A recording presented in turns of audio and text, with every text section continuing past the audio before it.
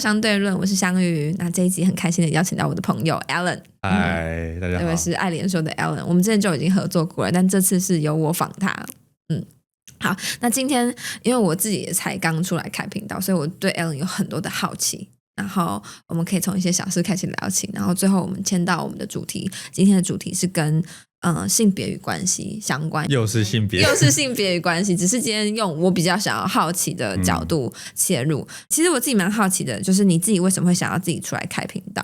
然后还有你当初是怎么决定你跟观众的关系，还有角色跟定位的。我觉得我有个很中二的答案，就是为什么要做这个频道，就是我觉得思想是有力量的。就我当时大概2023年的时候吧，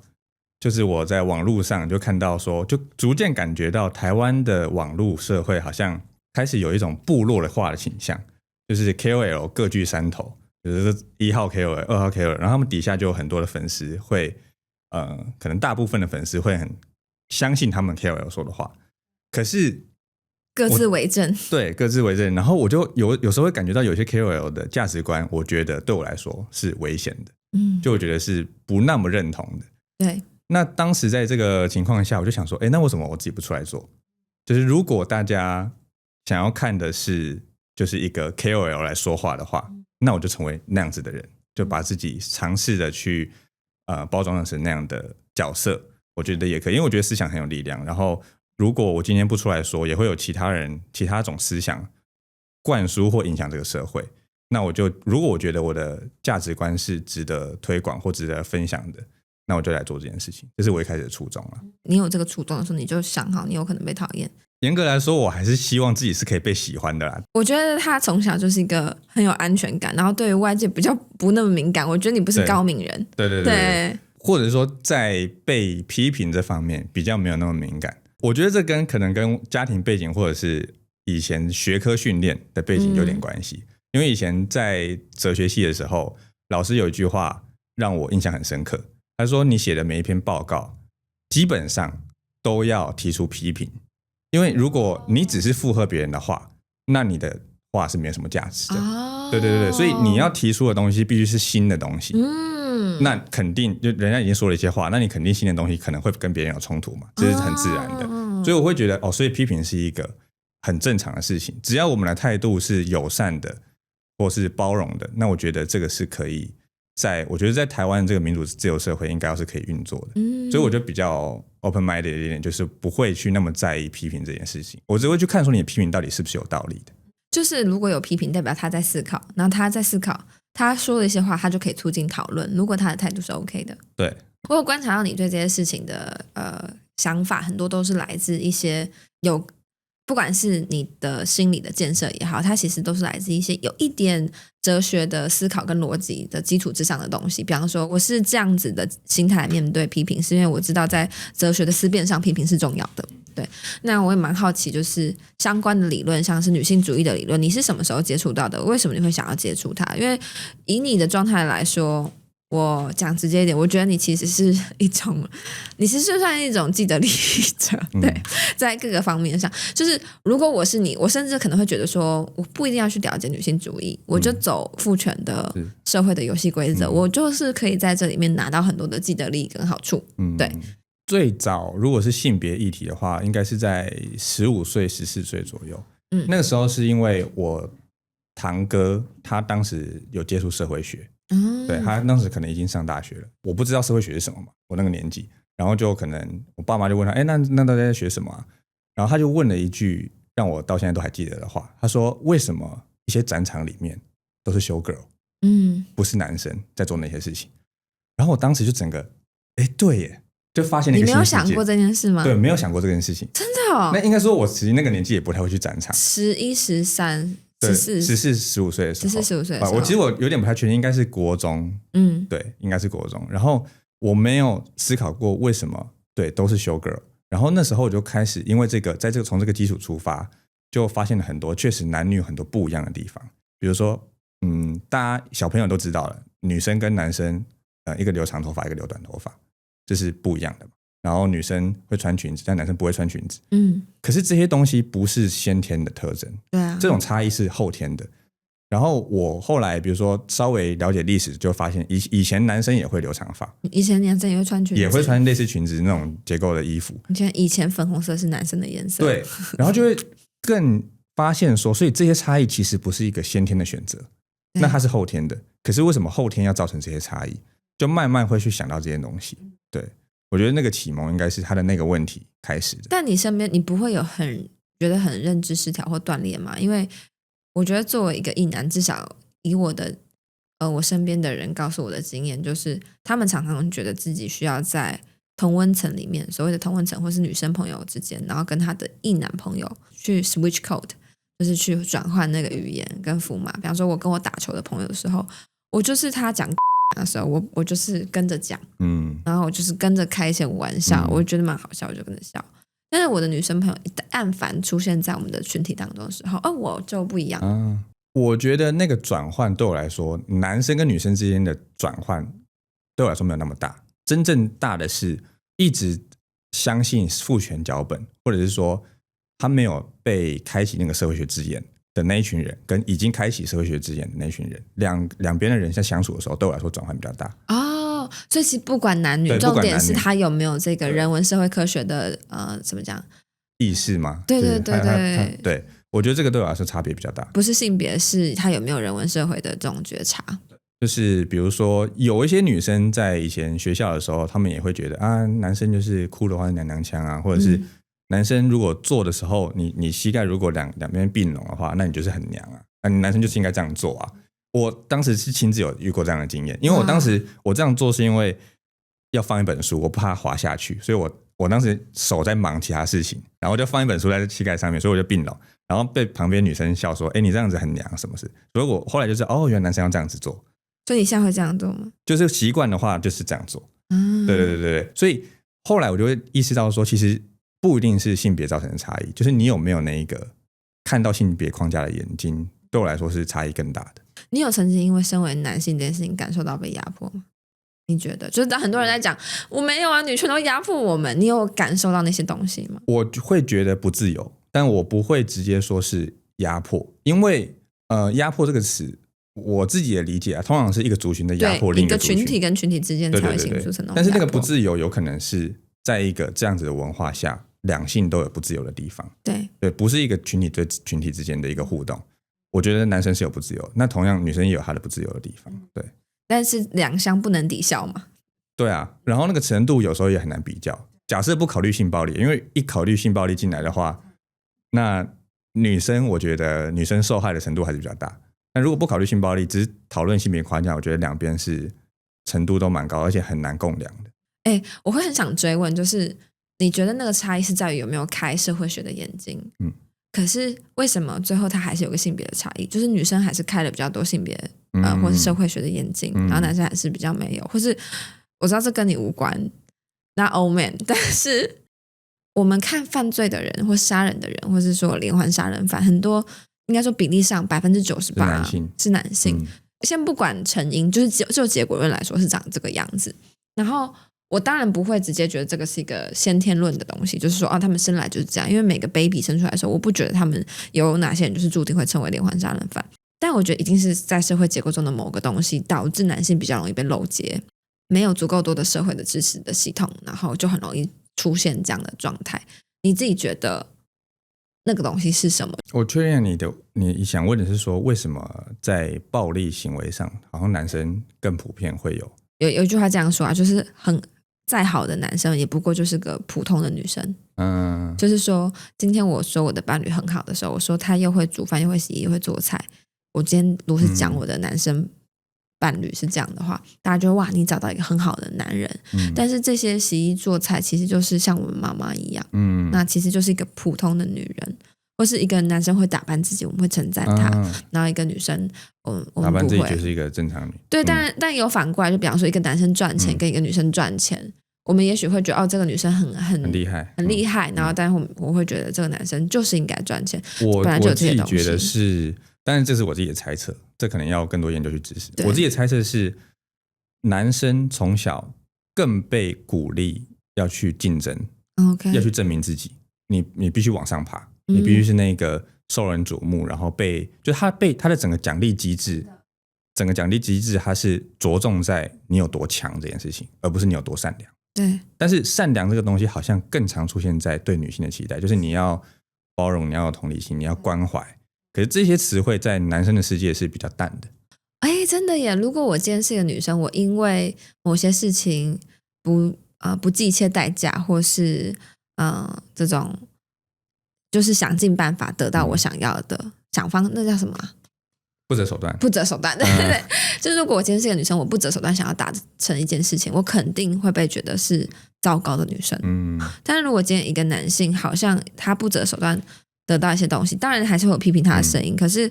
更多我觉得相较之下，他是一个比较中性的一个描述，同时会有另一套逻辑的社群会认可这样的行为。对，没错。对，我会觉得有一些暴力行为，或者是某一些可能会践踏到别人的行为，我觉得很可能会根源于此。因为你暴力，你也是某种要证明自己存在的方式嘛。就是我可能一直都被某种系统漠视，那我要靠这个方式去证明我的存在，你们必须臣服于我的暴力之下。我觉得这个心态可能是有作用的，但是女生比较不是在这样子的系统里被鼓励做这样的事，有时候会被人家说你就是在那假歧视啊，你就帮女生说话然后很多这样子只要出来讨论女性主义议题的人，就很容易被人家讲说他就是想要获得一个性行为的机会，很多人这样说，就是他说你帮女生讲话，你还是干不到她啦，什么之类的，这样就有一些这样的网络的言论，然后。或是有人就会觉得说你为什么要帮女生说话，对，是什么让你想要帮女生说话，但我觉得帮很奇怪，那你觉得呢？就是你就算知道这些东西，可是它确实是一个吃力不讨好的议题，但你还是想要讲，这个也是出于一个中二的觉得我就是要说对的事情的那种心情吗？我先澄清一下，我也没有只帮女生说话，有时候比如说之前有几次 AA 的议题，我其实帮男生说话蛮多次，只是那时候都没有受到关注，我也不知道为什么。对，就是男生也没有，重点是你帮男生的时候，男生也不觉得，对，就是他想要被帮。而且最早进 Threads 的时候，我那时候就有发一篇关于男性困境的文，然后当时也蛮多人看，至少以那时候的使用人口数来的，对对对。所以我觉得我比较不是只帮一个性别说话，那看起来好像。近期或者是长期以来，我帮女生说话比较多，我觉得是网络它事件本身的性质导致的，就是网络上男生呛女生身材，或者是男生呛女生的外貌，就是比较多次。就我看到的这样的现象就是比较多次，那没办法，对，或者是男生对女生的性暴力也是这样，然后性暴力完了之后，就有男生留言说，那你为什么要穿这么露？你为什么要或者是我记得有一次是一个女生偶像，她直播主对不起，一个女直播主，她接受了某个粉丝的抖内，然后她跟那个粉丝吃饭，后来好像粉丝杀了她，对，那人家就底下就有留言说，那你为什么要接受人家的抖内？然后我就会觉得，对，所以那这些事件很多的情况下，自然而然我就会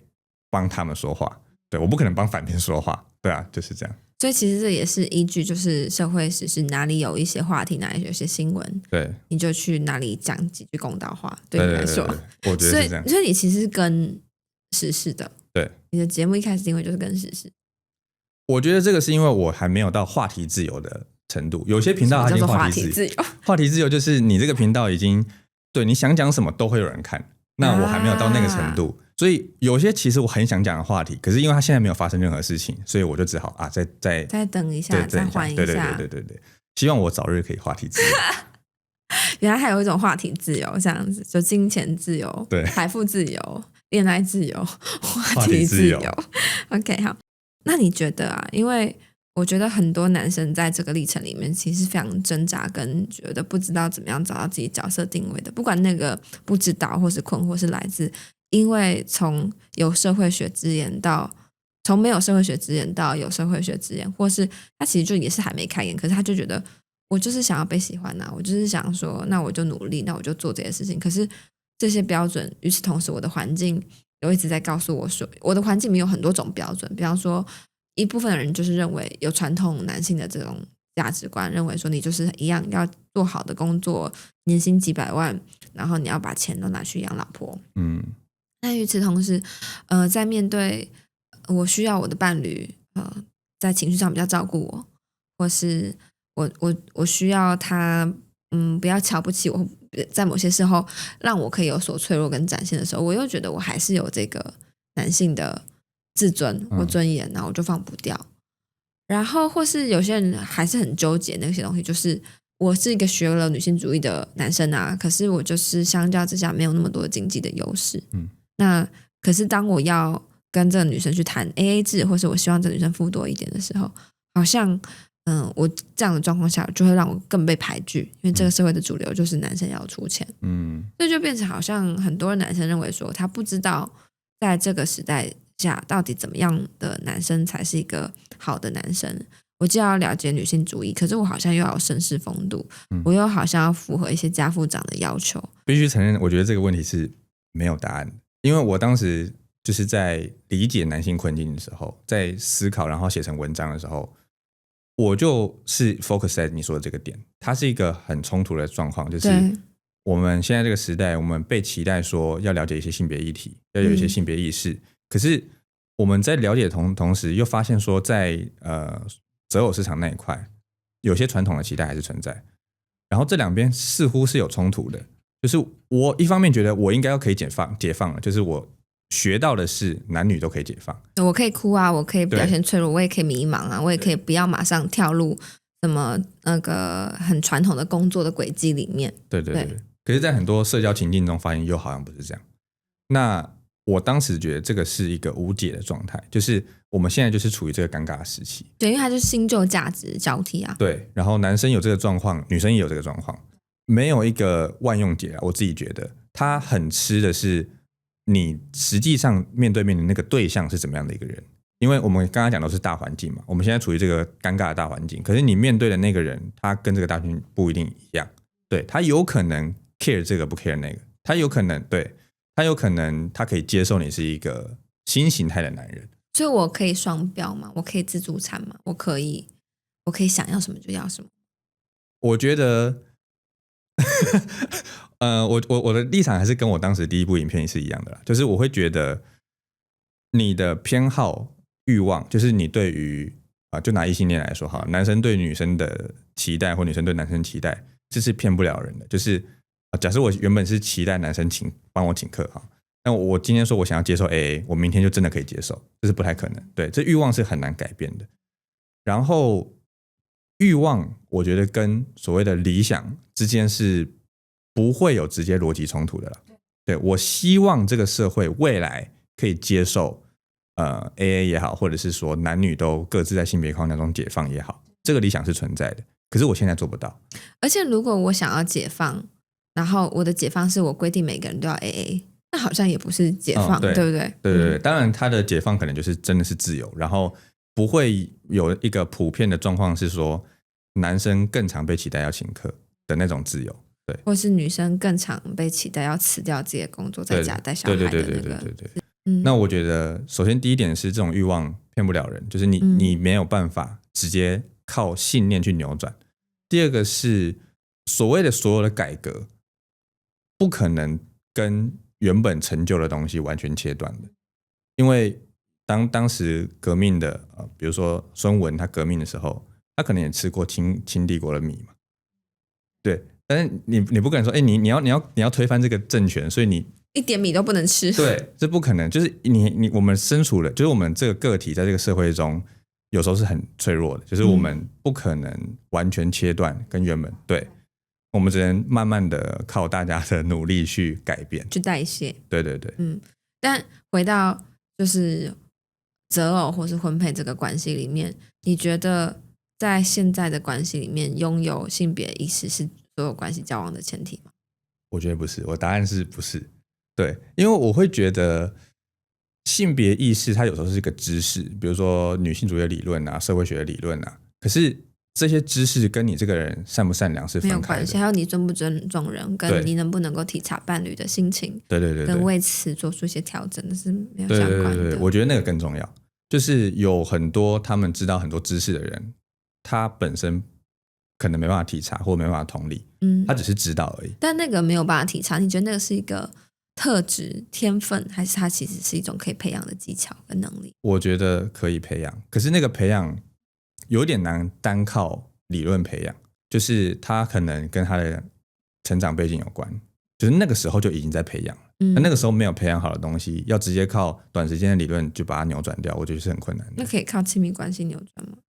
那就是辛苦两个人，也许可以，也许可以okay. 花时间的话，对，所以我会觉得更重要的还是就是你刚刚提到的尊不尊重人，然后他的想象力我觉得很重要，就是他能不能够想象跟自己不一样的人他的处境是怎么样，这个我觉得很重要。然后他即使不知道那些性别理论，他可能也可以做到这些事情。那另一方面就是你刚刚有提到嘛，就是我们学到了这些性别理论之后，可能反而会陷入一些痛苦。对啊，对，所以如果我们的最终目标是两个人在一起开开心心的话，那有时候搞不好你不知道那些理论会更好一点。有时候啊，在某些个案里面，就是两方就是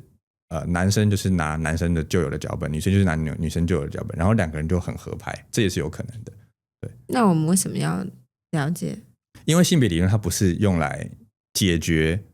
两性关系的，或者说两性关系只是它要解决所有课题中的一小部分而已。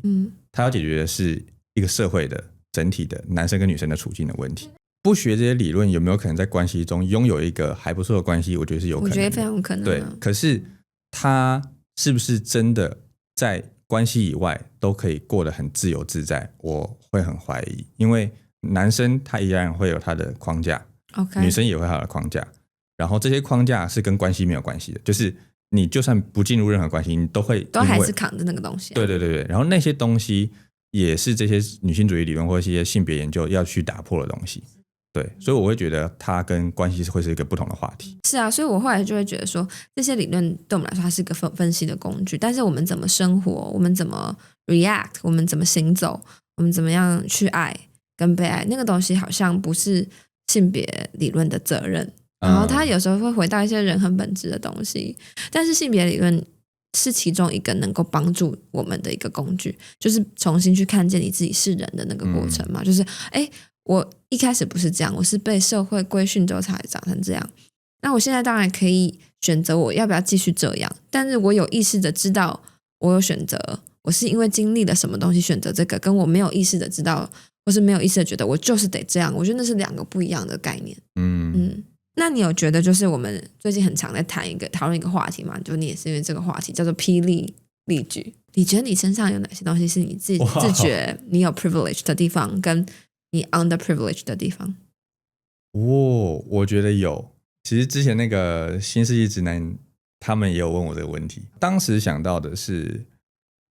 我觉得我在国高中时期有意识到一件事，就是男生好像讲话比女生自信。对，我不确定这个是不是一个普遍的现象，可是我观察到好像男生更勇于表达，但是女生会更观察这整个氛围，然后才决定他要说什么。而且如果你不是这样子的女生，你就等着被女生讨厌吧你。这样对啊，就是我觉得太出风头这样。对，我觉得男生出风头，男生就会觉得看他好屌，这样对对对。对，当女生出风头，女生就会觉得他真的很讨厌。然后男生对这件事情虽然没感觉，但也不会特别觉得很怎么样这样子。对，我觉得这一点是一点没错，就是还有另一个就是我不用担心晚上出门的时候会有什么样的危险。我觉得这也是，就是很多人其实不太知道说女生她受到这些威胁，或者说她想象有这些威胁，所以会担心受怕程度有多高。我也是到比较后来的时候才意识到这件事情，但是我身为男生，我一开始完全都不用考虑这件事情，我觉得这就是一种特权的表现。那你觉得有什么东西你明显感受到自己是没有特权，或者说相对之下你是一个 underprivileged， 处于弱势的可能就是频道订阅数还不够多吧。那没有赢嘛，没有赢，对不对？没错，就你本来就是个六边形战士嘛，就是各个技能点都点很高，但你确实是有一件事情是我觉得就以最传统最主流的婚恋市场而言，你唯一假设今天你是我要相亲的对象，你就不是工程师，就是不是工程师，对不对？对。那你觉得这个身份曾经让你觉得有困境过吗？还是你从来都没有觉得困境过？我不会强烈到是困境的程度，因为困境有点就是你走不出来这个东西。对。但是它会造成困扰，我觉得是会的。就是当两方的期待是不一样的时候，然后你就会意识到说啊，其实某些传统的东西，它还在影响着我以及我这一代的人。对，我觉得这一点是有的。那你觉得这个困境是同为文组的其他人都有的吗？就是其他的男性都可以跟你分享的这个东西吗？就是好像女生不喜欢文组的男孩子，我觉得我们太穷了，他们就是喜欢工程师。你可以说那个是文组男可能共同的一个困境，但同时就是它一个两面是，女生学历很高的时候，她可能也会面临比较难找到对象的情况，在比较传统的时候。因为我之前也有听说过一些人，男生说，如果他的另一半学历很高，他压力会很大，所以他就不会找学历高的。哦，对，这有点像是身高比较矮的男生是不是比较难找对象？是，但身高比较高的女生，她也比较难找对象。其实是耶。对，所以它是一个两面的东西，它不会是单一性别在承担的东西。但是另外一个人在承担这个东西，我意识到这件事情也还没有办法，还是没有办法解决我的焦虑啊。对对对对，就还是一样，它是会是一个困扰，没错。然后我们就只能慢慢的等时代把这个东西改变。但你在电视上你就没有觉得你想赢，因为在一些事情上因为我就像你说的，男性的竞争规则是我要赢，那意思就是说在 privilege 的系统里面，就是我要尽可能的 as privileged as possible， 对不对？因为你讲的是我的这个个案嘛，那我想不想赢，就会考量到很多的选择的成本。就比如说我如果重新去考一个理工组，我还是可以去考啊，就我还是可以去走那个所谓大家说是赢的道路，或者是还是有其他的赚钱方法。一定如果纯粹为了赚钱的话，这是一定做得到的。可是他就会牺牲掉很多其他我可能很重视的东西。对，所以最终可能还是不会去选择，是因为我还有更重视的价值。我觉得这边的那个说法很好，这个回应很好，就是你在讲的事情是你透过这样子的思考跟推演，你的逻辑清楚的知道之后，你就发现你不是不得不，你是主动选择，对，你真的想要这个东西，或者你真的不想要那个东西，对，你把这个东西它更有一个主体性，它更有一个自主性，它不是一个我动弹不得的状态。OK， 所以好像就是因为你能力比较好，如果今天我对自己有很多很多的挫折跟绝望的相信的时候，我就会觉得我就是做不了啊，我怎么可能考得上就是资工的研究所或是数理相关的研究所，我就是只能坐以待毙。我同意，我在某些方面是比较运气好的那一群，所以自我感觉好像有比较多的选择。对，我同意你比较聪明，但我觉得更多的是你的心态跟心境，然后这个东西可能相辅相成，就是可能你心态本来就好，然后你能力又强，然后你的别人回馈给你，然后你的心态就会更好，然后你心态好了，你展现出来的能力就会越来越好，那它就是一个正向的流动嘛。然后相对应的就是习得无助的人，就是我数学考不好，然后考不好了，我就更不想学数学，我更不想学数学，我数学就越来越不好，然后我就一直在这个循环里面。对，但是所以其实你还是有一个很高的这种自我效能感 self efficacy， 就是说你觉得你做得到。我觉得这可能也跟家庭有关。怎么说？你的家庭给了你这些东西，就是他们相对于其他家庭，我觉得是比较开明，然后愿意沟通的。我觉得这个可能影响我非常的大。包括之前读哲学系是他们觉得支持的，不是支持而已，是他们觉得希望你去读，是不是？对，我当时是有想要就是考其他的科系，但是他们就觉得有这个哲学系可以去读，那你就去读。然后我说给别的朋友听的时候，都会觉得这到底是什么东西？好幸福的小孩哦，就是一个很科幻的一个家庭，就是大家其他人可能很难想象。然后我的家人他们在跟我传达，我以前是很叛逆的小孩，就是任何给我的原则或指令，我都会去挑战，我就会去想去确认说这个东西为什么是合理的，为什么要我接受。然后刚好他们也会就是比较善于沟通，我觉得愿意跟你讨论啦。对，其实会有很激烈的辩论。我觉得从以前十几岁我开始善于讲话之后，我们就会有非常多激烈的辩论。但是不管再激烈，他们都会让我觉得吵完之后他们还是接纳我。哇，对，然后我们还是会有很多感情不好的时候，可是他们给的安全感是很强的。我觉得这一点是来多说一点，为什么感情不好的时候，但是你还是觉得他给的安全感？他们骂归骂，但是就不会有太夸张的举动，或者是吵完之后他还是会邀请你去吃晚餐，就是这一种你还是这个团员的一份子的感觉，他还是会出现。虽然当时我会觉得很沮丧，就是要一直去争论，但他们也很沮丧，我会让他们很累，因为我是一个很叛逆的小孩。可是就是他们是比较善于思考跟沟通的父母，然后也愿意这样子循循善诱我去接受，就说服我接受他们的一些价值观。我觉得这个是一个很重要的过程。就是他们即便跟你吵了架，但他们还在那里，对，他们还是在那里跟你吵，他们没有离开，或是他们没有说你再讲话我就不要你了，或是你今天就断吹，我还是跟你去吃饭，然后我还是可以再度的一再的回来去跟你讨论你在意的事情也好，或是继续的表达他对你的关心。哇，我会觉得你真的是霹雳力举开很大的一个人呢。好啊，那你觉得对于那些假设他没有这么幸福或幸运的人，你自己的建议跟想法是什么？当然这是我的专业啦，但我还是蛮好奇的。对，因为你今天讲的其实是非常幸运的案例嘛，是你自己的人生。然后我也觉得你因为有这样子的家庭的滋养，包括他们对你的支持，然后甚至是他们对某些事情的开放，还有然后再后来进了哲学系，然后一路上不管是经济上也好，或是思想上也好，你都获得了很多的滋润的这样的状态。那如果今天有一个人，他就是相较之下活在一个家里的状态有很多的比较，然后很多的规训，有很多你一定要怎么样怎么样的家庭长大的男生好了，你觉得他如果想要拥有一个相较之下比较自由的灵魂，或是他可以比较自由的跟他的性别相处的话，他可以怎么做？我现在有一点模糊了，但是我记得我有类似这样的朋友，然后我当时的跟现在想法一样，就是我会觉得就只能出外靠朋友，就是你要找到好的社交圈，我觉得这个很重要。真的，对，就是一群好的朋友，他们会给你正向的回馈，对，然后他们会认真听你的处境，然后他们会给你好的建议。然后我觉得，但这个朋友是，其实我觉得是要找到也是运气啊，就跟你生在什么家庭是一样的，就是运气的问题。但是至少比家庭更有选择性一点。是啊，没错。对，我也同意。我觉得给自己一个好的环境，那个就包括去找好的朋友，然后听好的 podcast。对，你听到一些比较好的对话，然后你知道那个对话有一些争辩，有一些来回，但是两个人还是能够互相接住彼此，然后拓宽你的视野，让你相信这世界上有这样的感情存在。之前有一个朋友，然后他就是在一个很奇怪的社交圈，他的同学会比很多物质的东西，对，然后他可能开了一台车到大学，然后他大学朋友看到就说你这什么烂车，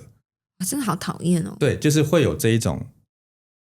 一而再再而三会发生这种事情，然后他就会整个价值观都被锁定在那里，他就觉得说，我就是在资本主义获胜，我才可以得到朋友的尊重，而且他不会称他们为霸凌他人，他们会称他为朋友，就是他觉得朋友好像就是这样互动，然后他们的价值体系就会升值在他脑袋里面。对，所以那时候就我跟他常聊了很久，然后他觉得我说的话跟他身边的人说的话非常非常的不一样，就完全不一样，完全不一样。然后我就跟他建议说，那你可能要去找一下新的社交圈，我觉得这个很重要。因为我跟他说，其实大学现在有很多人也不是那样想的，是真的，就是要去看到更多的可能性，我觉得这个很重要。是，然后我觉得那个东西最重要的是帮助你去修复你跟你自己的关系嘛，就是你换一个说话的方式跟自己说话，不再用某一个很绝对很单一的标准跟自己说话。那这一期节目到这边，我们非常谢谢艾莲哦，因为今天分享了很多跟性别有关的东西，一些跟他自己有关的东西，然后也让我也接受我几个小小的刺探跟攻击这样子。那我们这期节目就到这边结束了。然后如果喜欢我们的节目的话，欢迎帮我们按赞、订阅、分享、开启小铃铛，或是 Podcast 留下5星好评。那我们下期节目见，拜拜，拜拜。